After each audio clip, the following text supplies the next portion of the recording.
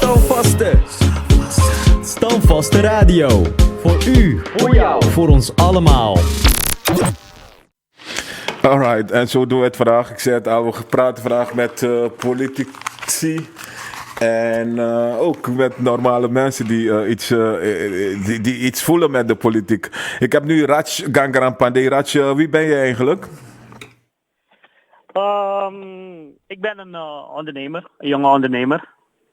En ik ben enige jaren vanuit Nederland naar Suriname vertrokken om mijn kennis, mijn kapitaal eigenlijk hier in dit prachtige land te investeren. Jonge ondernemer, waarin onderneem je?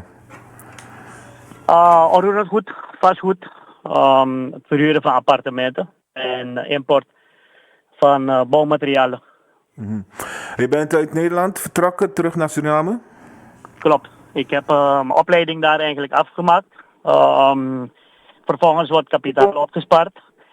En dat heb ik eigenlijk meegenomen naar Suriname. Om het weer terug te investeren in Suriname. Het land waar ik eigenlijk geboren ben. Mm-hmm. Je hebt heel veel kapitaal meegenomen. Niet echt zoveel. Maar aan startkapitaal. Wat hard gewerkt in Nederland. En een beginkapitaal eigenlijk meegenomen. Om dus dan zaken te kunnen doen in dit land. Hey, maar hoe voelt het dan om uit Nederland te komen en dan business te doen in Suriname? Wat merk je allemaal?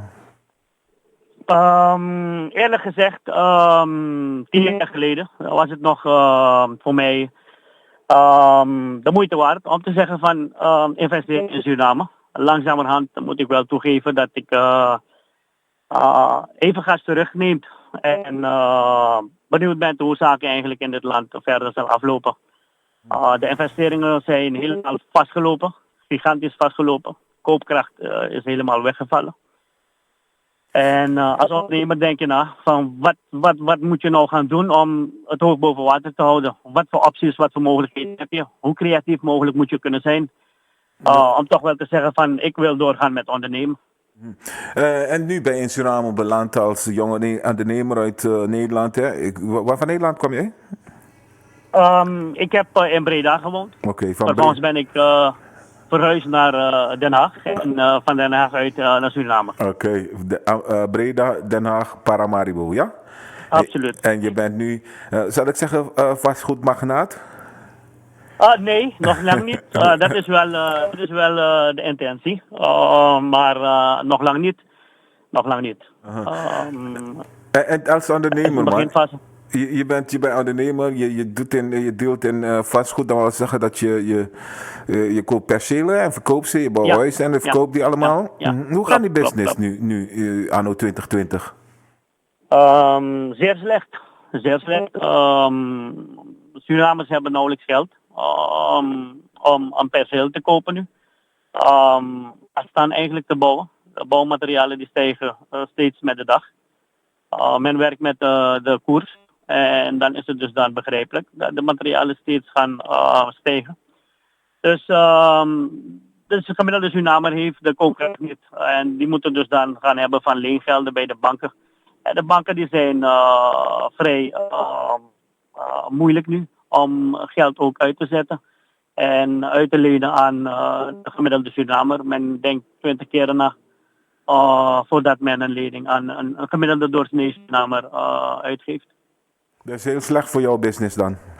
Absoluut, absoluut. Ik denk niet dat ik de enige ben hoor, meneer Pinas. Ik denk dat een heleboel handelaren nu dik zullen knijpen in hun kont. Sorry dat ik het zo moet zeggen. Maar dit is Nederlandse raad. Je bent in Nederland opgegroeid, je weet hoe het gaat. Hier praten we anders, hè? Dus je kan dat vrij, ja. Soms om zo billen. Dus dat. Dus dat. Oké. Hey, maar hoe komt het? Wanneer is deze situatie voor jou anders geworden? Je woont al 10 jaar in het land? Ik woon al 10 jaar in het land. De eerste beginfase, de eerste 5 jaar had ik nog zoiets van, hey, dit is een prachtig iets aan het worden. Suriname is in bloei. Ik heb er geen spijt van. Maar langzamerhand begon alles in een stroomversnelling bergafwaarts te gaan. Met het land zelf. Nogmaals, de koopkracht die bleef weg. En er bleek geen interesse meer te zijn. Het leek alsof mensen gewoon hebben besloten van, ik hou alle centen die ik nog heb, hou ik nog in mijn spaarpot. En ik kijk even uit wat de volgende regering met zich meebrengt. Ja, maar wat ik vaak hoor is in alle politici praten over, hoor, als ik iemand spreek, dan politicus, en dan is het over woningbouwproject. Dat is toch booming en big business in Suriname? Zou moeten zijn, inderdaad, laat me dat zo zeggen. Dat zou het moeten zijn, maar helaas zeg ik hier bij deze dat het niet echt meer dat is wat het wezen moet, hoor, meneer Pinas. Het is niet meer echt interessant aan het worden. Ik praat nu met ondernemer Radj Gangaram Panday. Radj, ik hoor ook dat dit zijn die mannen als de Radj Gangaram Pandays van deze wereld die de koers omhoog stuwen. Nog een keer, meneer Pinas? Nee, ik hoor van vaak van mensen in de politiek van zijn hoe noem je dat, de biggie boys. Ik wil niet zeggen biggie boy. Maar zijn mannen als de Radj van deze wereld die ervoor zorgen dat de koers steeds omhoog schiet. Dat is absoluut de flauwekul. Het mooi zijn dat wij ondernemers willens en wetens de koers manipuleren. Laten we eerlijk wezen, toen ik hier kwam, toen was de koers nog 2,80, 3 something, maximaal 3,40. Waarom zouden wij als ondernemers het zelf moeilijk voor onszelf moeten gaan maken? En dat is dan ook nog de overgedeelte van de bevolking. Ik denk niet dat wij daaraan debet zouden moeten zijn, hoor. Laat dat duidelijke taal zijn. Nou, om regering Bouterse het regeren moeilijk te maken. Absoluut niet. Ik bedoel, hij heeft de touwtjes in handen. Als hij de touwtjes in handen heeft, er is kader, er is kunde, dan denk ik toch wel dat hij goed bestuur zou moeten plegen.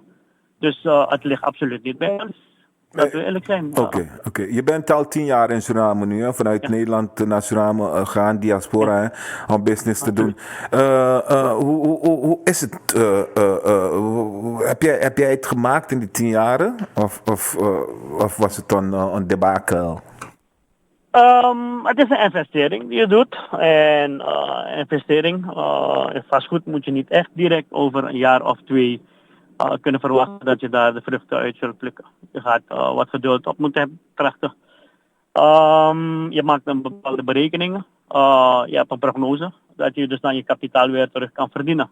Op een bepaalde tijd. Maar nu zie je dat die tijd dan steeds weer langer begint te worden. De verwachtingen die je had, dat je over 5 jaar vrij kapitaal weer zou hebben, schijnen nu te verlengd te worden met steeds 5 jaar en 5 jaar. Om een voorbeeld te geven, als je een berekening gaat gemaakt op de koers van 3 zoveel en je leent kapitaal en je gaat daarmee aan de slag, dan denk jij van goed, je gaat terugbetalen. En je betaalt nu met een koers die al 3 maal tot 4 maal verhoogd is, dan is het absoluut niet meer haalbaar. Dat je dus dan de verwachte berekeningen die je gemaakt hebt, dus natuurlijk binnen 5 jaar weer zou verdienen. Dus alle berekeningen die lopen mis. Oké. Maar er is een valutawet aangenomen. En het is de bedoeling dat wij, of mensen dan, zaken met jou doen in SRD. Hoe kijk je daarnaar? Kijk, voor mij, zeg ik nogmaals, ik zelf ben, persoonlijk ben ik deels tegen dat wet. Ik vind dat men eigenlijk de ruimte had moeten geven aan de Surinaamse bevolking, de ondernemers ook, om beter hieruit te kunnen komen. En niet als een aanval op de gemeenschap, want dan heb je de ruimte niet. Als je dus dan leningen hebt aangetrokken vanuit het buitenland, dan moet je de gasten weer terugbetalen in euro's. En als ik nu SRD's ga verdienen, hoe moet ik dus dan aan mijn euro's komen om dus dan de mensen in Nederland weer terug te betalen? Dat gaat heel lastig zijn. Ja, maar kan je ook voorstellen dat mensen daar in Suriname geen euro en dollars verdienen, maar dat ze SRD verdienen? Dat weet je toch? Ja, nee, absoluut. Maar dat is niet. Zie je dat vandaag, laten we eerlijk zijn, dat de valuta gedoe al iets is wat al jarenlang bestaat. En dat wel in stand heeft kunnen houden. Dus voor mij zeg ik, als het in stand is gebleven tijdens de voorgaande regering en er geen joegoe was, dan is er duidelijk iets mis met de huidige regering, vind ik. Dat is mijn persoonlijke mening. Want dan had men dat kunnen bekritiseren. Van hoe is het dan wel gelukt tijdens de voorgaande regering? Dat het alles wel vlekkeloos is afgelopen. En tijdens deze regering het een probleem moet gaan zijn. Als een cliënt uit Frans-Guyana komt, die heeft euro's. Ja. Wat moet hij gaan doen met zijn euro's? Moet hij dat speciaal gaan wisselen? En dan verkopen aan de bank? Nee, die man heeft de tijd niet. Hij komt, hij steekt over, hij wil een perceel kopen, hij heeft geld. Hij brengt zijn euro's naar mij toe. En dan neem je euro's. Ik ga niet weigeren. Ik neem de euro's gewoon keihard aan hoor. Ik neem de euro's aan. Oké, en je neemt ook US dollar.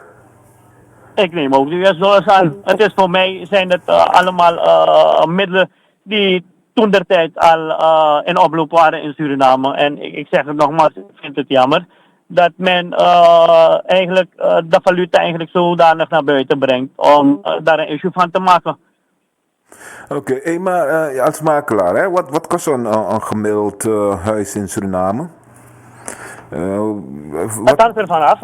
Als u mij zegt... Ik ga voor, zeg nou gewoon een 4-kamer wonen, hè. Dan betekent, in Suriname moet je zeggen dan, 3 slaapkamers en nog ruimte. Wat kost zoiets? Ja, een perceel al, een eigendomsperceel al, zit je al in de richting van pakweg tussen de 20.000 en 25.000 euro. Alleen perceel? En dan alleen perceel. En dan als je dus dan moet bouwen en je denkt dat je dus dan een oppervlakte van 100 tot 120 vierkante meter genoeg zou moeten zijn, dan zit de oppervlakteprijs op 400 euro per vierkante meter op dit moment. Dus, ik wil het een vast bedrag hebben. Dat is makkelijker voor mijn luisteraars. Hoeveel wordt het dan? En dus dan heb je dus dan die 400 euro, 100 EU betaalt bij de 45.000 tot 50.000 euro. Dus een normaal huis in Suriname met 40.000. eigendomsperceel. 50. Dan zit hij al op, dan zit hij al boven de 60.000 euro. Dus om het ruim te nemen, 70.000 euro. Ja, dan hebt u wel dan iets ruim. Hè? Nogmaals, u kunt het zelf goedkoper maken als u dat wilt. Wat is goedkoopste dan? Wat is goedkoopste? Worst case scenario kunt u dus dan uitgaan van een 50.000 euro. 50.000 euro, minimaal? Ja, huis en perceel. Hé Radj, dat kunnen toch geen Surinamers betalen? Absoluut niet, absoluut niet, absoluut niet, absoluut niet. Maar dat is dan de situatie waarin het land nu verkeerd is geraakt.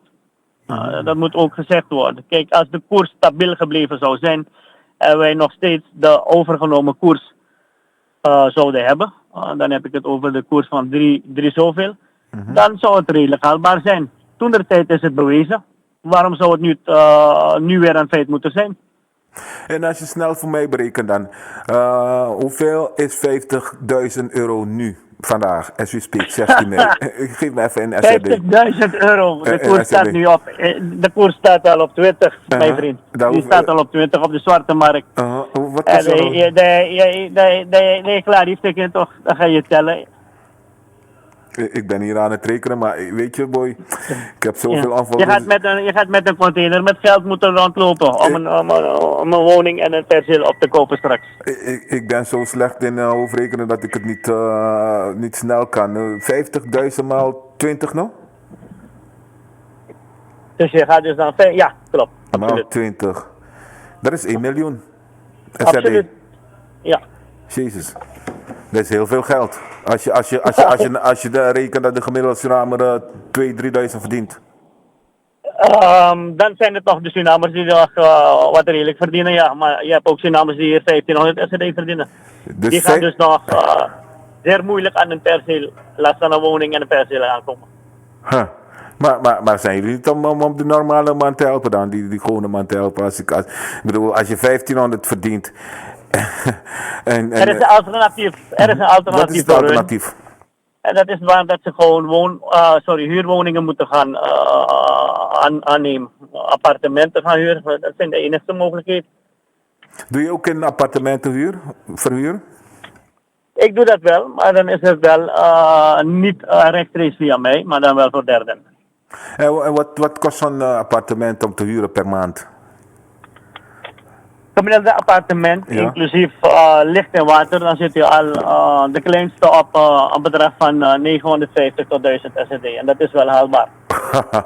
Dit is niet haalbaar, man. Stel je voor dat ik in Nederland woon en ik heb een hypotheek van €1000 en ik verdien €500. Dat is toch niet te doen? Het zijn twee verdieners en de twee verdieners die redden het wel. Oh, dus jij verplicht mij om nog een verdiener bij te nemen in huis? In principe, als je dus dan het kapitaal daarvoor niet hebt, het budget daarvoor niet hebt, dan zou het je aangeraden zijn om dus dan met nog iemand eigenlijk in te trekken. Dan deel men de kosten. Maar, Kijk, we kunnen niet voor EBS gaan betalen en SWM gaan betalen en we houden er zelf geen iets aan over. Om dus dan de onderhoud nog bij te houden van het appartement. maar Radj, dat is niet te doen, man. Als ik 1500 SRI Ja. verdien en 1200, 1300 gaan naar vaste lasten. Hoe moet ik het redden dan? Dus dat, maar dat is de situatie in het land nu, meneer Pinas. Kijk, wij als ondernemer komen eigenlijk op. We willen wel wat voor de burger hier betekenen, maar het moet niet zo zijn dat we zelf onze hoofd niet boven water kunnen houden.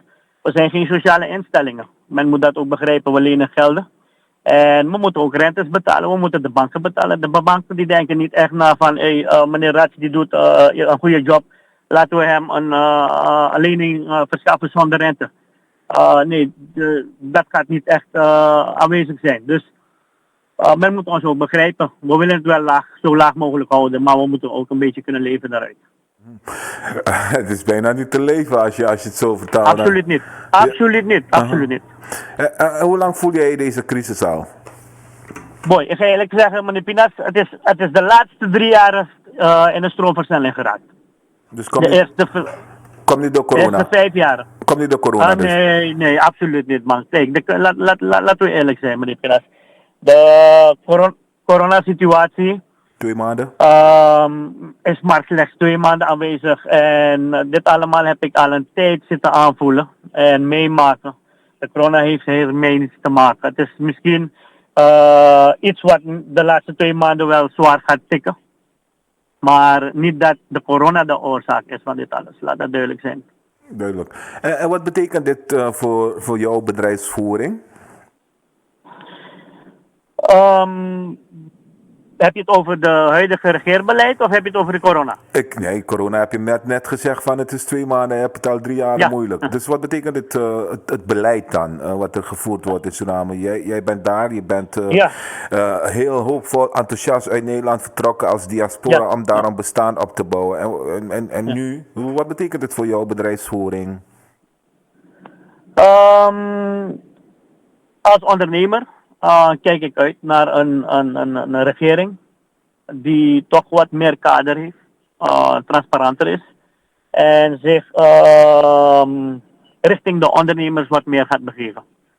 Die regering hebben we nodig. We hebben geen regering nodig die eenzijdig denkwijze heeft en denkt dat hij in zijn eentje eigenlijk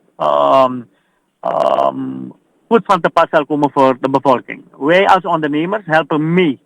We investeren, we lenen gelden en we creëren werkgelegenheden. Zodat de gemiddelde burgers ook nog brood op tafel kan hebben. Ja? En als je dus dan geen richtlijn en ondersteuning aan de onderneming kan geven, dan laat je de ondernemer nu in de kou. Hij kan dus dan stappen gaan ondernemen, kunnen ontslagen gaan vallen. En dan heb je dus dan weer burgers die dus dan geen inkomsten hebben. Er is dan geen drive in het land. En de overheid die zit al vol. Ja, die heeft al een groot apparaat, heel veel uitgaven. Dus de overheid kan ook niet gaan zeggen van laat mij die mensen dan opvangen. Want dat gaat ook niet werken. Dus ze hebben de ondernemer eigenlijk ook hard nodig. De ondernemers zijn immers investeerders.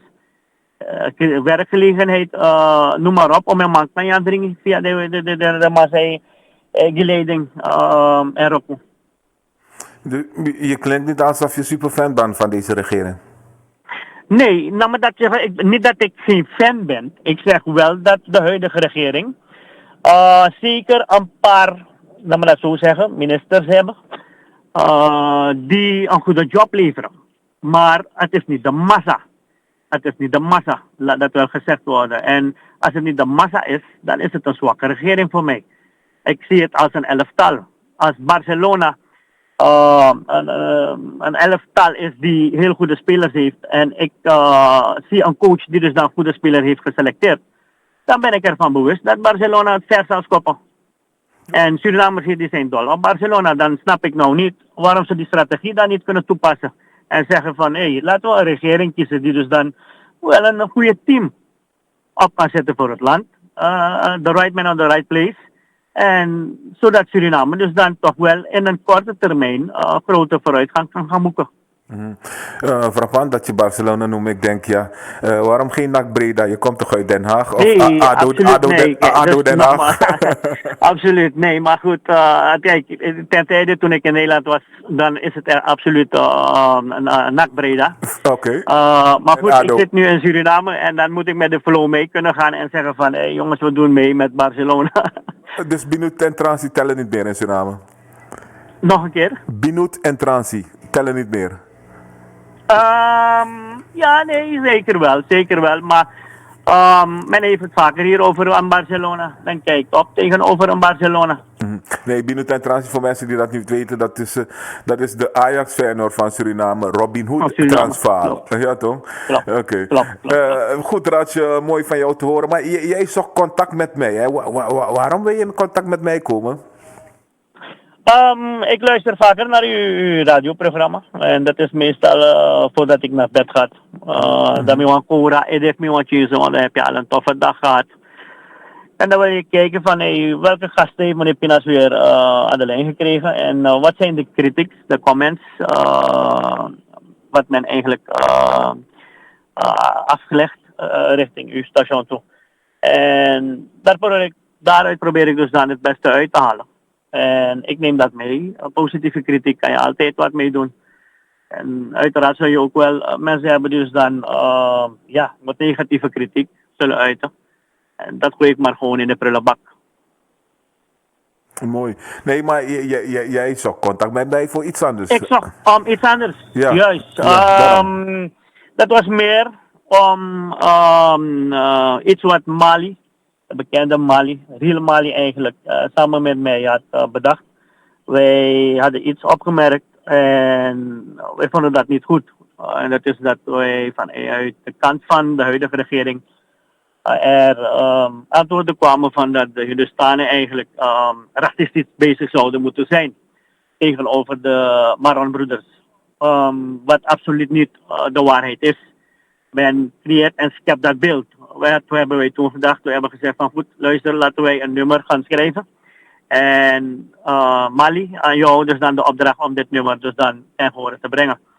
En dat is het dus dan geworden. We hebben een nummer geschreven wat te maken heeft met de huidige politiek. De situatie nu op dit moment in het land. En we willen een bepaalde boodschap naar de Surinaamse bevolking toebrengen. Van jongens, luisteren jullie naar dit concept. We zijn niet in een kleur gegaan. We gaan het niet beëtiketteren met een VHP-vlag of een NPS-vlag. Of een PL-vlag of een NDP-vlag. Nee, het moet een neutrale song zijn. Een song die op waarheid berust is. En de single is al af. Die hebben wij al gedropt bij de radiostations. En er was een verzoek richting uw station toe om een bijdrage te leveren. Om onze pokoe eigenlijk en dan af en toe ten gehore te brengen. Op de station. Oké, ik stel voor straks dat jij die pokoe live zingt. No me grapje, jongen. Je keer me. Nog voor alle duidelijkheid, het is Mali. Agranchi Mimji Mali. Sama Singapoko. Ja. Dus als u Mali de volgende keer aan de lijn hebt, dan masa Harachun. Oké. Nee, we gaan straks ik wil zo het over de pokoe hebben. Maar eerst deze vraag. Is er een aversie tussen Hindustanen? Van Hindustanen? Nee, absoluut niet. Dit is eigenlijk ook datgene wat wij wilden uitstralen van er heerst geen enkele discriminatie eigenlijk. Dat is verleden tijd. Ik denk dat men eigenlijk bezig is de samenleving eigenlijk op een heel andere spoor te brengen. En misschien in het voordeel van het stembeleid. Maar laten we eerlijk zijn, ik werk met de Maronbroeders. Ik verhuur mijn appartementen ook aan de Maronbroeders. Ik verkoop mijn percelen ook gewoon aan de Maronbroeders. Ik selecteer niet. En ik ga ook niet als volgt te werk dat ik moet zeggen van goed, het is in Hindustan. Ik geef eerder de Maronbroeder een kans. Omdat ik zelf ook heb opgemerkt dat zij het hardst nodig hebben. Zij zijn wat zwak, financieel zwak in het land. En dan gun ik hun eerder een perceel middels een constructie van een aanbetaling en dan een financiering. Dus voor mij zag ik, nogmaals, ik vind het jammer dat men het op zo'n manier naar buiten brengt. Er is geen discriminatie en ik ben een Surinamer, ongeacht het feit dat ik een Nederlandse nationaliteit heb. Ik ben hier geboren en ik voel me gewoon Surinamer. Niet dat ik Nederland is. Ik heb leuke tijden daarmee gemaakt en ik ben Nederland ook natuurlijk dankbaar voor de kennis die ik daar heb mogen ervaren Dus en aanleren. Maar ik zeg nogmaals, ik ben nu in Suriname en ik lever een bijdrage aan de samenleving. En dan is het niet een bijdrage aan de Rustan alleen hoor, of de Javan. Nee, het is een bijdrage aan de totale Surinaamse gemeenschap. Dus Radj, soms hoor ik, en jij zal het ook horen, kulino lop juka. Boy, joh. Wanneer Pinas moet tegen eerlijk, isap sana sani, na juist de man dat zij taking, somelisi, na in de man dat asande, isabi. Men moet dat gewoon weg gaan leggen. Ja, het is een ziekte eigenlijk die in het verleden tijd heeft plaatsgevonden. En die ziekte bestaat er eigenlijk niet meer. En als het misschien ergens aanwezig zou zijn, meneer Pinas, dan is het misschien diep in een enkele van de bewoners hier. Maar de massa is toch en denkt toch wel anders daarover. Laat dat duidelijk zijn. Het is deze meneer die ook toen der tijd 10 jaar geleden toch wel een favoriete van de NDP was. Toen keek ik ook heel anders tegenover deze regering. Maar ik ga u eerlijk zeggen, als ik vind dat u het slecht aan het doen bent, dan ga ik ook een stapje achteruit maken en zeggen van jongens, jullie hebben mij verrast. En de verrassing is negatief uitgevallen. Wat moet ik dan doen? Moet ik dan door blijven stemmen en mobiliseren voor een partij waarvan ik zeg van hey jongens, jullie hadden beter moeten presteren. Wat is dit? Dus nogmaals, als het slecht gaat, dan moet ik gewoon zeggen jongens, het gaat slecht. Dus het is niet wat mensen zeggen tegen jou of absoluut wat ik ook niet. hoor. Nee, jongen, mensen die nu luisteren. De mata kulino lop juka. We no, kunnen het ook beschaafd zeggen, die staan houden niet van Maron, maar we hebben geen krielen style. Mi egonya mi yang nawa krioro kukuru. En mi kan gia nummer van vrouw dat die en mi kan meka vrouw tegen van mi de. We lip na ngamak nandra. We lip na ngamak nandra. En ja ba krioro brada sa egonya maruti na kres. Ja, mi loop Isabi. Dus ja begreep sa metaki asana tusi amuskong. En if we beginnen zo dan mille kwam ondernemer kan er nog basta ook toe. Want ik ga eerlijk zeggen, mijn grootste klanten bestaan zijn nog steeds de Maron-broeders. Ik leef meer van hun. Maar waar komt deze beschuldiging, waar komt deze kreten vandaan dan? Het is een deel van de gemeenschap die dat naar buiten wil brengen, weer naar buiten wil brengen, denk ik. Met wat voor oogpunten? Wat willen ze hiermee bereiken? Als u het aan mij vraagt, dan zeg ik keihard. Ik heb een vermoeden dat men laat me het zo zeggen, politiek-wise, kijk, er was een grote groep Hindustanen die de overstap hadden gemaakt van de VHP naar de NDP toen der tijd. En nu blijkt het weer het tegenovergestelde te gaan worden. En uit vrees daarvoor denk ik dat men nu een groot gedeelte van de bevolking wil gaan beïnvloeden. En misschien een stukje geluk wil gaan koesteren van als ik deze uitspraak maak, dan zorg ik ervoor dat de Maron-broeder die naar de VHP wil overspringen bijvoorbeeld, alsnog terugkomt naar de NDP. Die gevoel heb ik. Dus het is gewoon politiek wat men speelt met... Politiek-wise. Ik zeg de domme massa, die normale de massa. Dus je begrijpt samen dat kijk, men praat over ontwikkeling. Laat me dit ervan zeggen. Als ik ga kijken naar de wegen die hersteld zijn, waar er geïnvesteerd is, het zijn meestal de wegen waar eigenlijk de bevolking, de massa van de bevolking, niet echt geschoold zijn. Dus die mensen ga je best wel makkelijk kunnen krijgen om te zeggen van goed, ik heb geïnvesteerd. Jullie gaan op mij moeten stemmen. Maar ik denk niet zo daarover. Ik zeg van dat is niet alles. Het is jouw plicht. We hebben voor jou gekozen. Je gaat Suriname toch wel iets beters geven. Dus, maar dat lijkt me wel een heel lang proces om mensen te overtuigen dat een weg aanleggen niks met politiek te maken heeft, maar dat het gewoon met levensstandaard en Nou, nou de huidige regering die denkt wel te scoren met snelweg. reclamemateriaal, laat me dat zo zeggen. Maar dadelijk, je rijdt op Desiree Delano tussen highway. Het zou kunnen hoor, Je het reed- zou kunnen. En ik zeg, luister, het zou kunnen. Ik zeg ook wel, mij dank daarvoor dat er ook nog wat gedaan is. Laat dat ook gezegd worden. Men heeft wel geïnvesteerd. Ik zeg niet dat de regering niets gedaan heeft, meneer Pinas. Ik zeg wel dat de regering wat leuke dingen heeft gedaan. Maar als ik naar de balans moet gaan kijken tussen het goede en het kwade. En dan ook nog dat gedeelte waarbij men dus dan in een startpositie stond. Met de kapitalen die men had, met de mogelijkheden die men had, de leningen, de zoveel genomen leningen.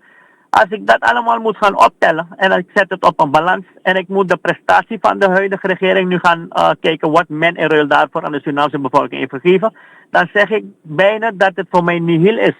Sorry dat ik het zo moet zeggen, maar zo moet men een regering toetsen. Men moet niet politiek-wise en uit monden van derden gaan horen van er is een weg aangelegd en hoera, we zijn al blij. Jongens, we hebben nog een weg bij. Is dat alles? Ik kijk verder dan mijn neus lang zou moeten zijn. Maar oké, dat is mooi dat jij komt uit Nederland, dus jij denkt misschien niet zo nuchtiger. Maar denk de doorsnee Suriname zo. Die is toch blij met een pakket en een nieuwe snelweg en highway en Passimeki, dat Jakarta pakket, je weet het allemaal. Meneer Pinas, daarom hebben wij, omdat wij niet met iedere burger hier eigenlijk dit kunnen bespreken, hebben wij dat prachtig eigenlijk uitgezet in dat nummer.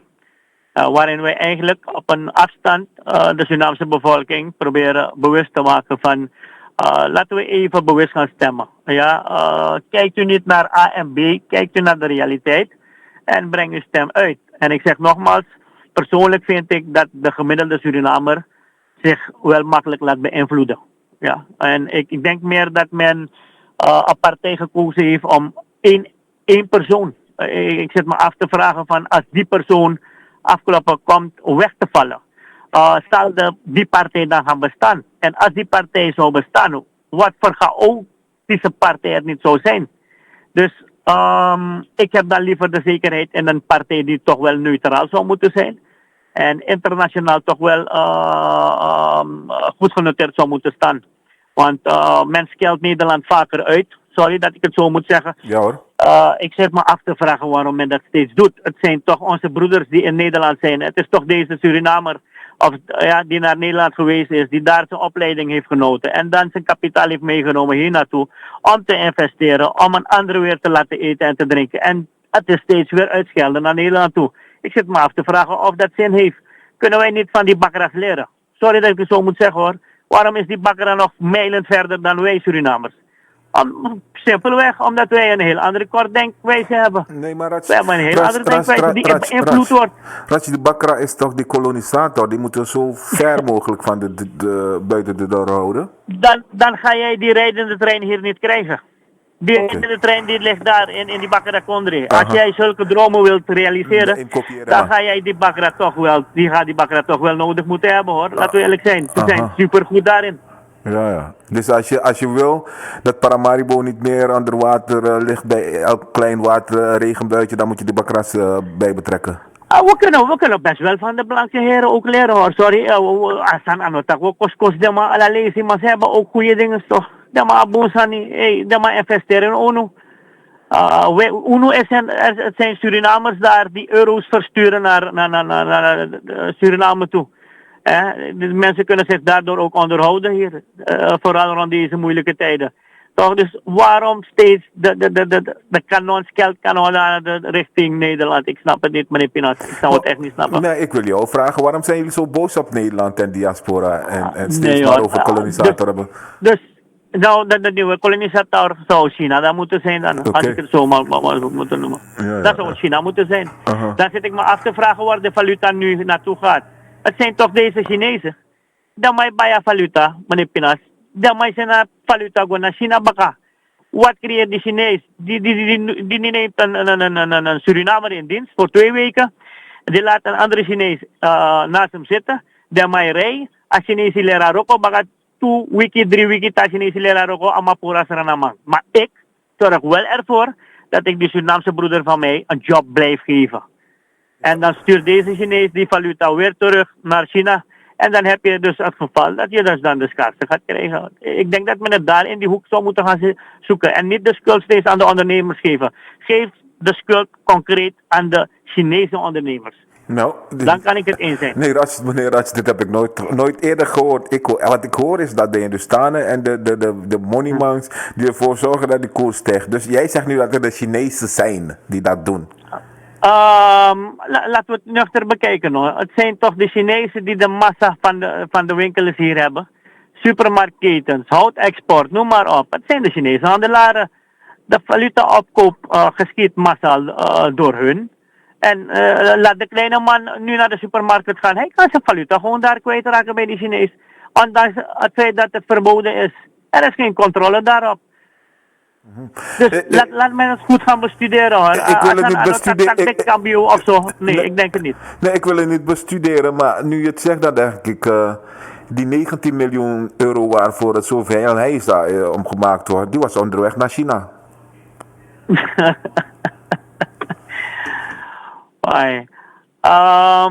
Nogmaals, ik heb zo mijn bedenkingen. Ik zeg hier bij deze ook van, ik ben ervan bewust dat wij ondernemers de zaken niet verpesten.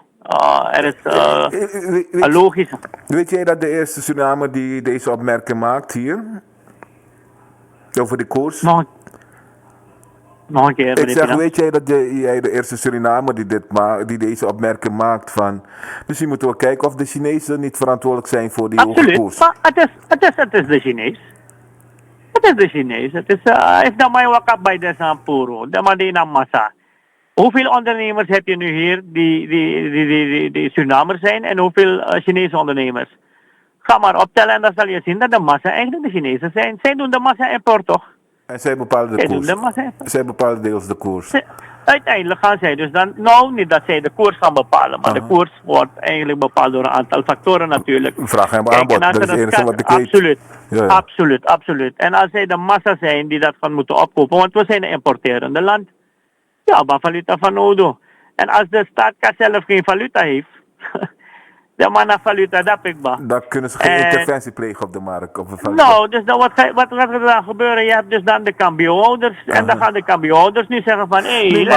Radj, waarom wordt dit simpel verhaal niet verteld in Suriname? Van dat koers niet bepaald wordt door magnaten, maar gewoon door vraag en aanbod. Als je een regering bent en je hebt genoeg dollars of euro, dan gooi je gewoon op de markt en dat heet interventie. Dan zoekt niemand meer naar dollars en US-dollar. Dat is toch simpel? Absoluut. Kijk, nogmaals, het verhaal wordt hier wel in de media uitgelegd door bepaalde, hoe moet ik het zeggen, mensen die kader hebben, sommige politieke partijen, maar er zijn weer andere partijen die het heel anders naar buiten brengen. En dat keur ik wel af, want dan creëer je nu een soort spanning binnen de samenleving. Wat niet gezond is. Het is een gezonde Suriname geweest. Het was een gezonde Suriname, maar het lijkt nu een beetje ongezond te gaan worden. En dan heb je daartussen mensen die zich laten beet nemen. En dan mag je gewoon naar flow dat hier. En voordat je weet heb je straks hier niet meer het gevoel om te investeren. En dan heb je zoiets van, ik wil weer vertrekken. Het is niet meer gezond, het is niet meer leuk. Oké, het is duidelijk. Jij blijft voorlopig in Suriname, Radj Gangaram Panday, ondernemer, vastgoedmagnaat. Nee, no. Ik ben maar een kleine, ik ben maar een kleine jongen. Als ik, wie zei de magnaat? Met elkaar meneer Magli. Hij wil zich geen rest. Hij mag geen magnaat. Met elkaar meneer Sadju, die wil ook geen magnaat horen voor Suriname. No. Ik werk voor vastgoedmagnaten ook, nou maar dat zo zeggen. Maar ik ben nog lang niet dat. Ik wil best wel groeien, maar ik zeg nogmaals, op dit moment ben ik echt erg benieuwd wat er nog meer allemaal zal gebeuren hier in dit land. Ik blijf wel in Suriname hoor, laat dat duidelijk zijn. Ik ren niet weg. Dan moet ik maar creatief zijn en dan kijk ik wel een andere weg om dus dan me boven water te houden. Succes Radj Gangaram Panday, ondernemer en vastgoed. Ik kan veel laten trouwen. Vastgoed wat? No, man, no. Nee, ik zeg vastgoed. Opkomend misschien. Oké, vastgoed. Opkomend misschien, meneer Pinaat. Makelaar, oké? Is dat, klinkt Makelaar. dat Laten we rustiger? daarmee houden. Kan je daarmee rustiger slapen? Ik kan daarmee rustiger slapen, mijn Oké, vriend. man. Ik wens je een mooie avond verder. En ik spreek je heel gauw. Meneer Pinaat, thank you. En de groeten daar in Nederland. Dank je. Radj was dat.